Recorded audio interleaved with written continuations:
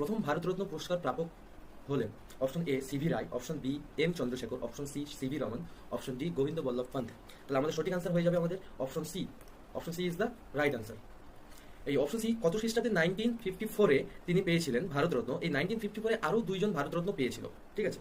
আরো দুইজন পেয়েছিল, কে কে পেয়েছিল? একজন পেয়েছিল হচ্ছে রাজা গোপালাচারী। তিনি কিসে পেয়েছিলেন? তিনি রাজনীতিতে পেয়েছিলেন,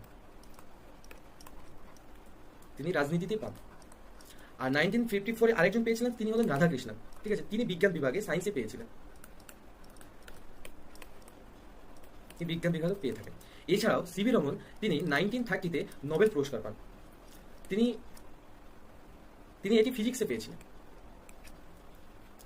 নেক্সট প্রশ্ন তোমাদের জন্য, প্রথম কোন অভিনেত্রী পদ্মশ্রী সম্মানে ভূষিত হন? Option A Kanan Devi, option C Sulochana, option B Devika Rani, option D Nargis Dutta.